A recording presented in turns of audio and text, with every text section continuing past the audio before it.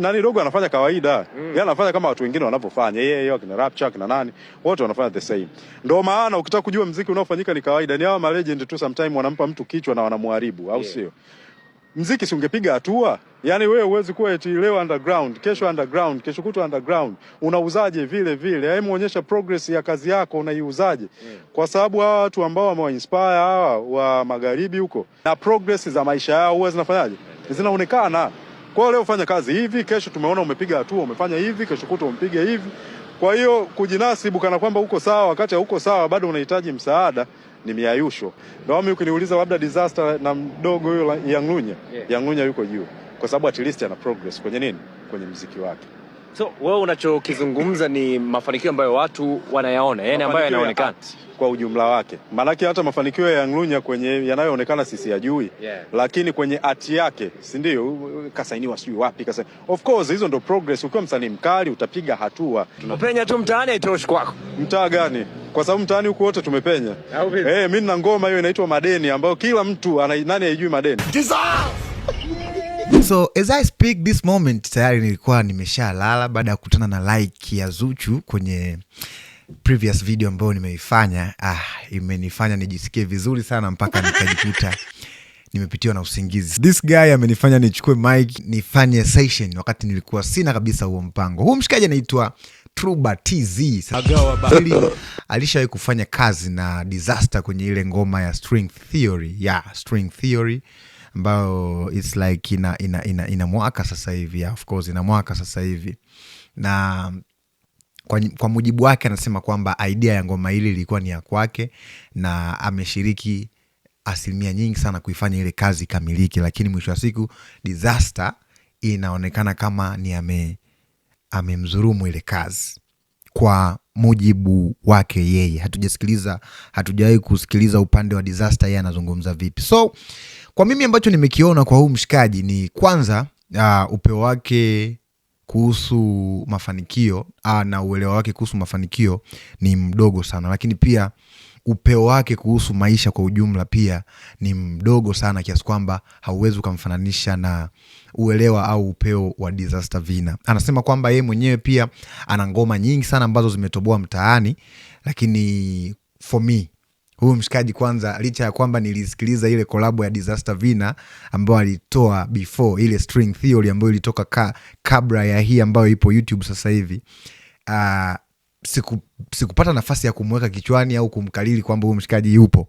Lakini this time around ambavyo anafanya interview, anafanya media tour na presenters wamekuwa wakimuuliza maswali mengi ambayo yanamuingiza Disaster, ndipo hapo nikaanza kutega kumfuatilia kwa umakini na kwa ukaribu. Instagram unawazo share hook werobo ni kilogram. Kila siku tunafanya mapinduzi, siwezi kosa usafiri kwa waziri wa uchukuzi. Michano ni Mosdi, mfano ni Sos G. Sogea mmoja urudi kundi kama Mob Deep. Unachonga na skip, hibernate na sleep. Ninachofanya kina maana cause mini chief wanasaka hela on their way to Hades. Ila kisha mbwela ni machela lia mayday. Wakisha lia mayday, minakaa kimya. Huwezi kukimbizwa kama mwenge uliozimwa. Mzigo usiopimwa. Sonic kwenye hyper, mzinga usiolinwa. Truba do kwenye cypher.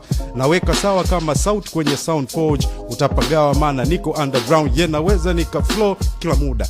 Yes, Truba do wananita bamkubwa. Of course ni rapper mkali sana, ni rapper mzuri, ana punch, ana uandishi mkali, ana ile pen game ambayo Lunduno wako nayo. Of course that's a good thing. Lakini sasa kitu ambacho kinamtafuna huyu mshikaji cha kwanza ni wivu. Mshikaji ana wivu mkubwa sana. Yani ukiangalia speech yake imejaa chuki, imejaa wivu, imejaa roho mbaya. Yani inaonekana ni mtu ambaye ana kisasi sana na Disaster Vina. Just imagine anasema kwamba kimuuliza kwamba Disaster na Young Lunya atakwambia kwamba Young Lunya ni mkali kwa sababu tu ameona progress kwa Young Lunya kuliko kwa Disaster. Lakini sasa mimi nitakuuliza swali moja wewe ambao unaitazama hii video. Disaster amechangia kwa kiasi kikubwa sana kunibadilisha namna ya kufikiri kuhusu maisha, lakini pia mitazamo yangu kuhusiana na maisha. Nakumbuka for the first time Disaster nimekuja kusikiliza nyimbo yake ya kuhusu falsafa.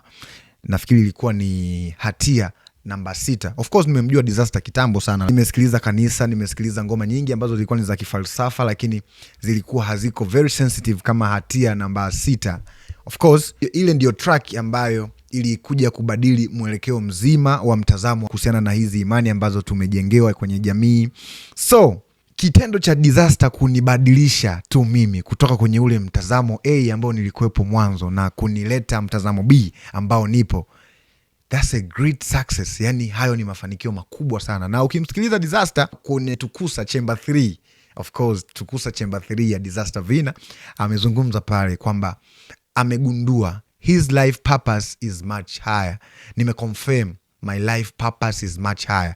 Yani kwamba amekuja kugundua kwamba lengo lake la maisha, it's more than that. It's more than the way ambavyo watu tunaperceive vitu kwenye jamii yetu. It's more than that. So kitendo cha Disaster kuweza kunibadilisha mimi kutoka kwenye mtazamo A kwenda kwenye mtazamo B, nika change kabisa na psychologically nikawa healed.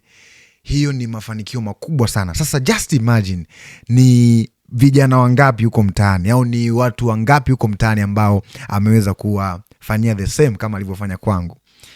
Hicho ni kitu cha kwanza. Lakini kitu cha pili, jamaa anatafsiri mafanikio kama progress. Yani aone kwamba mtu alikuwa pale lakini kesho yake tumuone ameenda sehemu ile pale. Ametoa mfano mzuri kwamba Young Lunya, yeah, of course kwa upande wake na kwa upeo wake yeye, siwezi kumtukana wala siwezi kusema vibaya kuhusiana na hicho. It's correct kwa upande wake, lakini unakuja kugundua kwamba haina haja ya kubishana na mtu aina hiyo kwa sababu bado yuko level ya chini sana ya uelewa. Of course ukimsikiliza Mlindoko Jomri wa Wachakonozi anakuambia kwamba kuna level 6 za uelewa. Sasa huyu jamani na wasiwasi hata level ya kwanza hayupo. Level yake iko chini mno. Yani level yake ya upeo wa uelewa ni mdogo, ni ndogo. Cha tatu ni kwamba licha ya kwamba mshikaji amefeli kumzungumzia Disaster vibaya au ameonekana kupokelewa tofauti, lakini trust me bro, jamaa amejua kutumia vizuri upepo na kuweza kuteka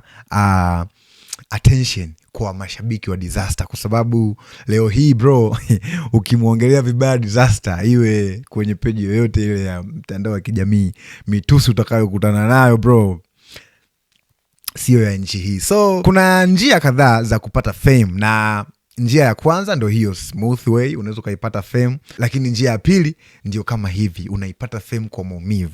Na kwa hapa nafikiri ameweza, kwa sababu kwa sasa hivi washikaji wengi sana wamejikuta wakianza kumfuatilia mshikaji. Huu ni nani? Jamaa anapata wapi hizo guts za kuweza kumsema Disaster hivi? Who is this guy? Ana nini ambacho ni cha tofauti mpaka anamsema hivi mwamba? So kwa upande wa marketing, mimi naweza kusema kwamba jamaa ameweza kufanikiwa, lakini mwisho wa siku ukweli unabakia pale pale kwamba jamaa uwezo wake wa kufikiria na upeo wake wa maarifa ni mdogo sana. Yani ni mweupe mno. Yani kitu ambacho nimekiona kimejaa kwake ni chuki, wivu, hasira, kisasi na roho mbaya kuhusiana na mshikaji. Huwezi leo hii ukaja ukasema kwamba Disaster ni mtu wa kawaida ukamfanyisha Disaster na kina Rapture. Bro, kwa kitu gani ambacho Rapture amefanya? Rapture amebadilisha mitazamo ya watu wangapi kwenye jamii kuhusu maisha? Amefanya nini? Ana album ngapi? Bro,